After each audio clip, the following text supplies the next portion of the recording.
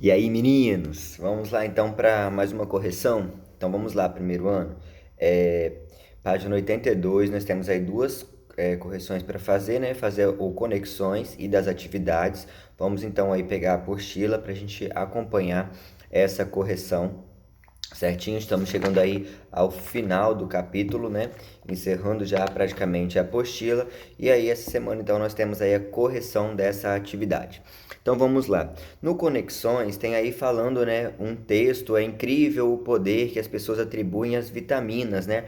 E falando muito desse senso comum, as pessoas se preocupam muito, vitaminas, vitaminas, mas nunca dão aí a devida, vamos assim, importância a essas vitaminas apenas por conversas, ditos populares, por senso comum e também não se preocupam se estão tendo aí uma avitaminose ou um excesso de vitamina aí no organismo.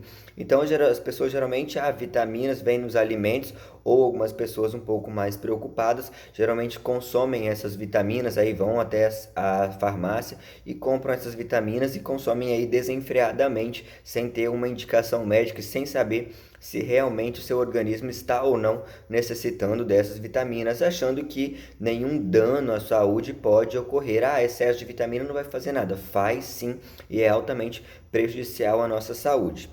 Então ele traz duas perguntas aí, né, dois questionamentos, e que o primeiro fala o seguinte: apesar do exposto, por que as pessoas continuam a fazer uso de suplementos vitamínicos, né? Então, apesar de todo o problema demonstrado aí nesse texto, né, feito aí por Drauzio Varela, por que as pessoas ainda continuam a fazer uso desses suplementos vitamínicos, né? Muito comum você ir na farmácia, tem aquelas seções da farmácia, né? Áreas destinadas só para suplementos alimentares, principalmente quem faz aí academia, quem malha, tem muito dessas questões de vitaminas e suplementos alimentares aí, muitas proteínas à venda e geralmente as pessoas consomem elas de uma maneira errônea, né? De uma maneira aí sem uma prescrição médica. Então, o que será que faz com que as pessoas utilizam esses suplementos aí dessa maneira?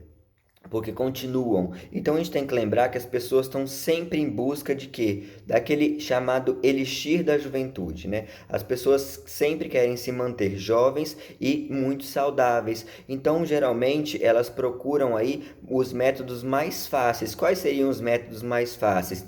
Ir lá e comprar simplesmente uma cápsula e tomar, que é muito mais fácil do que ter uma alimentação regrada, saudável, uma atividade física aí diária, uma ingestão de água também das proporções corretas. Então é muito mais fácil eu ir até uma farmácia, pagar um determinado valor e geralmente são valores, né, exorbitantes, porque a indústria farmacêutica também ela estimula muito isso, assim como o próprio senso comum. Então nós temos esse grande problema aí, né? A procura da juventude, o querer estar sempre bem, sempre saudável, mas de uma maneira mais fácil, né? Nós temos essa característica, tudo que é mais fácil, né? Tem um remedinho que faz você emagrecer. Então as pessoas vão, né, como loucas em cima desse remédio e aí tomam sem saber quais são os danos que isso pode provocar à saúde. Mas porque é muito mais difícil eu praticar uma atividade física diária, eu ter uma alimentação regrada, comer só alimentos saudáveis, e isso então é muito mais difícil. Então, por que que essas suplementos vêm sendo aí cada vez mais consumidos, né, numa quantidade muito grande, porque todo mundo procura estar bem, mas de uma maneira mais fácil, né? Não procura aí as maneiras corretas para então ficarem saudáveis. Então é a procura desse elixir da juventude. E a número 2 fala o seguinte: qual é e só lembrando também, as avitaminoses, né, a ausência de vitaminas no nosso organismo, ela provoca aí várias doenças que nós já vimos toda aquela tabela, né, lá da página 81, né, lesões na pele, sangramentos, anemias, várias doenças aí provocadas pelas avitaminoses. Mas o excesso de vitamina também é muito prejudicial à saúde. Por exemplo, podem provocar danos renais, né, danos nos rins, o excesso de determinadas vitaminas Principalmente, nós temos vitaminas que são hidrossolúveis, que a gente consegue eliminá-las do organismo com mais facilidade. Essas geralmente não causam dano à saúde porque a gente elimina na urina. Mas as vitaminas que são então lipossolúveis, eu tenho um acúmulo muito grande no meu organismo e isso pode provocar problemas como problemas renais e até mesmo problemas hepáticos, né? Problemas no fígado aí podem desencadear, além de outras, é claro. E a número 2 fala o seguinte: qual é a doença que acomete marinheiros e por que ela ocorre? Então, a doença aí que acomete os marinheiros, né, vai ser então o escorbuto, certo? Porque o escorbuto, ele ocorre devido à deficiência de determinadas vitaminas, certo? Principalmente quando nós temos lá na página 81, quando fala lá do ácido ascórbico, né? A chamada vitamina C. Então, a ausência dessa vitamina C, ela provoca o escorbuto, né? Que é a chamada também doença de Marujos, que vai então provocando aí lesões nas mucosas, pegando essa parte, né, da boca, da gengiva aí, pegando essa parte cartilaginosa do nariz também. É muito raro, mas pode sim acontecer. E por que ela ocorre? É deficiência de vitamina C, porque os marinheiros aí, eles geralmente utilizavam nessas embarcações que duravam muitos meses aí, utilizavam alimentos não perecíveis, como por exemplo a carne seca, farinhas, grãos e essas substâncias. Então, esses alimentos eram deficientes aí na vitamina C, ok? Vamos então agora fazer a correção do atividades, o exercício de número 9 da página 83, que aí fala o seguinte: o leite é um alimento muito apreciado por crianças e adultos, mas, afinal, como pode ser definido o produto do leite? De acordo com a reportagem da Folha de São Paulo, foi apresentada uma possível definição. O leite é um produto natural composto por água, sais minerais, gordura, vitaminas, proteínas, enzimas e lactose. Tendo em vista essa composição, nota-se uma redundância, pois aí a letra A diz o seguinte: as vitaminas são lipídios, vitaminas não são gorduras, né? Letra B, os minerais e as vitaminas fazem parte do mesmo grupo químico. Não, eu tenho aí as vitaminas lá no grupo de proteínas. As enzimas encontradas no leite são proteínas. Essa sim aí que é a questão correta, né? Porque elas são proteínas com função catalisadora. Então, essa seria a resposta correta. Então, 9 fica como resposta a letra C, certo? A questão número 10 já diz o seguinte: enzimas são proteínas que atuam como catalisadores orgânicos, acelerando reações químicas específicas. A atividade das enzimas sofre influência de alguns fatores, como a elevação da temperatura, que altera a estrutura espacial das moléculas de proteína.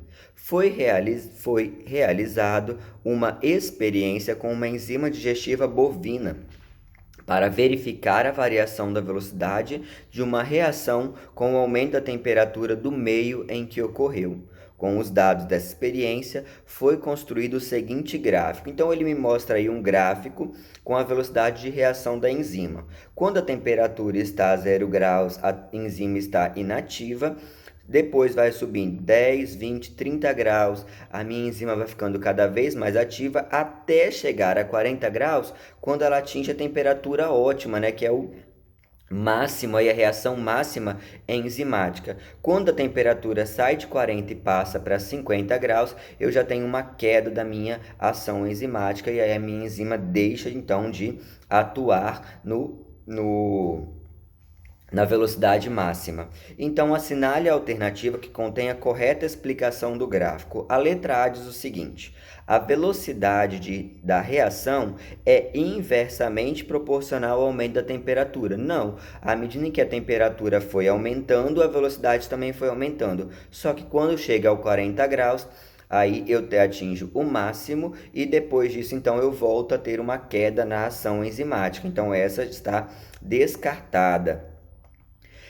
A velocidade, letra B, da reação aumenta proporcionalmente com o aumento da temperatura. Ela vai aumentando proporcionalmente se eu observar até os 40 graus, mas quando eu atinjo 50 graus, eu vejo uma queda na minha ação enzimática. Então, essa também tem que ser descartada. A letra C diz o seguinte: a velocidade da reação diminui proporcionalmente. Não. Com o aumento da temperatura, ela vai subindo proporcionalmente, mas depois, então, eu tenho aí uma queda, então eu não posso dizer que ela nem aumenta e nem diminui proporcionalmente. Se fosse até 40 graus, por exemplo, aí eu poderia então considerar um aumento, né, proporcional. A letra D diz o seguinte: existe uma temperatura ótima na qual a velocidade da reação Existe uma temperatura ótima na qual a velocidade da reação é máxima. Sim, existe. Qual é essa temperatura ótima? Os 40 graus, quando então a minha enzima atinge aí a minha velocidade máxima, né? Quando então a minha reação atinge o seu potencial máximo. Então a resposta da letra D é a resposta correta. É quando a 40 graus a minha atividade enzimática está aí excelente. Certo? Depois eu tenho também a questão de número 11, que fala o seguinte: o gráfico mostra como variou a concentração de substâncias participantes de uma reação bioquímica de hidrólise enzimática ao longo do tempo. Então eu tenho aí quatro, né, números com 4 linhas mostrando, né, que o 1 aumenta, depois o 2 diminui, o 3 sobe um pouco e permanece constante, o 4 diminui um pouco e permanece constante. E aí ele me fala o seguinte: as curvas do gráfico, que representam a variação da concentração do substrato, de enzimas livres, de substrato ligado à enzima e de produtos, são respectivamente. Eu sempre tenho que lembrar. A enzima, então, ela vai atuar em cima do substrato, pegando esse substrato e transformando ele em produto. Então, numa reação, eu tenho uma quantidade de substrato que vai ser transformada em produto. Então, é claro que se eu tenho o substrato sendo transformado em produto, em toda reação o meu substrato vai caindo e o meu produto vai aumentando, porque o substrato vai sendo transformado em produto. Só em observar isso, eu vejo que o número 1 é o que está subindo e o número 2 é o que está caindo drasticamente. Então aí eu já vou saber o quê? O que diminui vai ser o meu substrato, que é a minha concentração, e o que sobe vai ser então o meu produto. Eu já sei que o 1 é o produto e o 2, então, vai ser a minha concentração de substrato. Automaticamente, então, por eliminação, eu já marco aí a letra D. E eu também tenho que lembrar que as minhas depois eu tenho variação da concentração de substrato, enzimas livres. As minhas enzimas livres, elas estão livres no começo da reação, certo? E depois elas vão então se ligando aí ao substrato para se transformar o substrato em produto. Então as minhas enzimas livres, elas têm que reduzir, porque à medida que vai ocorrendo a ligação, essas enzimas então vão aí se unindo ao substrato para transformar ele em produto. Então vai ser o 4 as enzimas livres. E por último, eu tenho aí as substâncias, né, ligadas aí à enzima e o produto, que vai ser então por eliminação a 3, que é a única que sobrou, que aí eu vou tendo uma subida e depois uma estabilidade, certinho? Então a resposta da número 11 fica obrigatoriamente a letra D.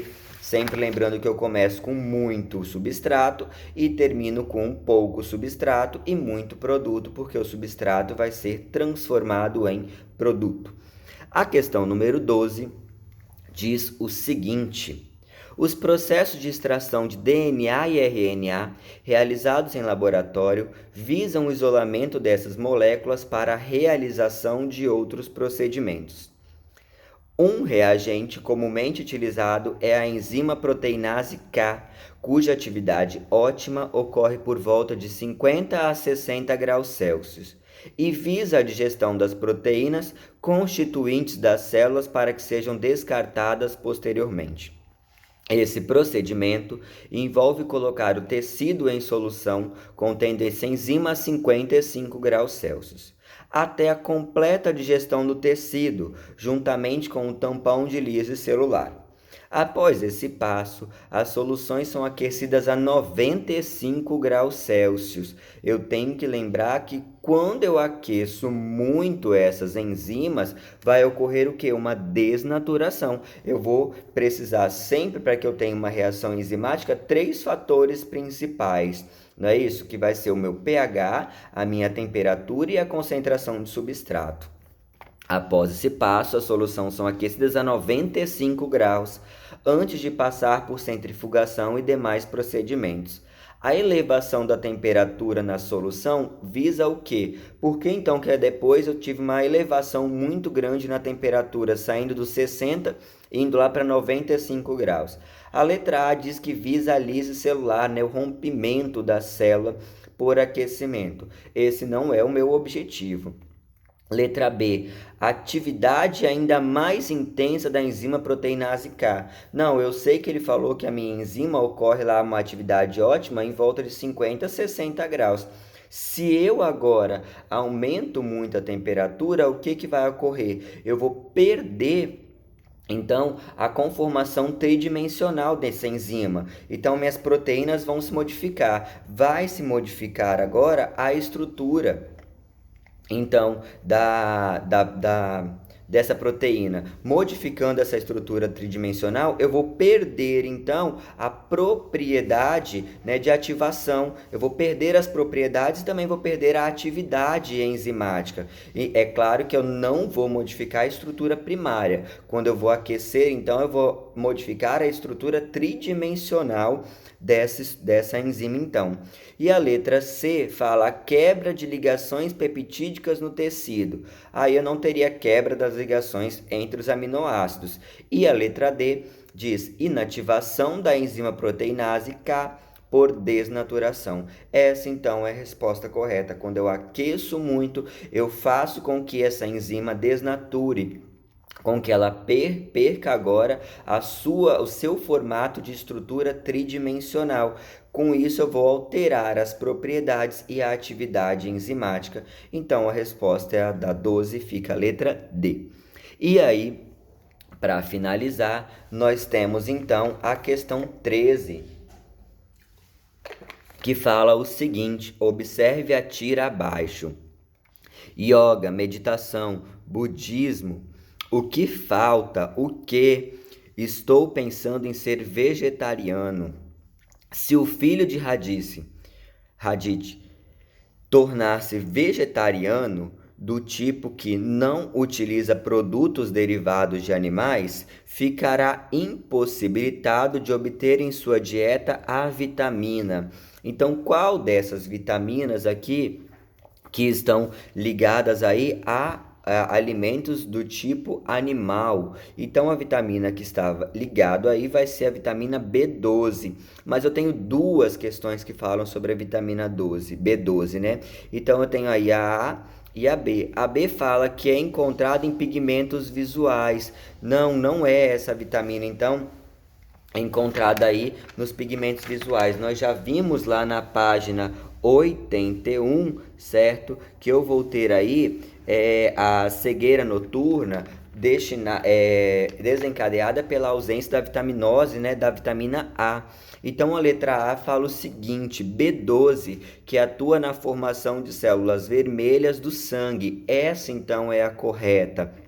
Então aí a vitamina B12 ela vai atuar na formação das hemácias. E onde ela é encontrada? Ela é encontrada no fígado, em ovos, carnes, né, leites e derivado. Então, se a pessoa se torna vegetariana, dessas questões aqui, a única vitamina que poderia então aí ficar faltando no seu organismo seria aí a vitamina B12, que pode desencadear uma anemia, né? Chamada de anemia perniciosa. E aí o que acontece? Uma pessoa vegetariana, então, geralmente o vegetariano pode fazer, dependendo do tipo, né, uma ingestão aí de ovos, por exemplo. Agora já um vegano que não come nenhum produto de procedência animal, ele vai ter que ingerir alimentos enriquecidos em vitamina B12. E aí então a pessoa que ela é vegetariana e vegana, ela tem que ficar muito ligada a essa questão de vitaminas. E sempre procurar aí um acompanhamento, né, nutricional para saber se a sua alimentação está suprindo a necessidade de vitaminas do seu organismo. Caso contrário, vai ter então aí que recorrer a alguns outros tipos de alimento ou também ir aí comprando algumas medicamentos que possam ter essa vitamina para suprir essa carência aí do organismo, ok? Então, meninos, terminamos por aqui a correção da página 84. Façam as atividades que eu já passei para vocês por e-mail, aí as atividades finais, vocês têm que fazer ela, tem que me tirar foto aí, me mandar por e-mail essas questões, certo? Então, não deixe de cumprir as atividades, assistirem os vídeos e a gente vai aí tirando todas as dúvidas. Tendo dúvidas, só me mandar por e-mail ou fazer o comentário aí embaixo, certinho? Beijo, meus queridos, saudades!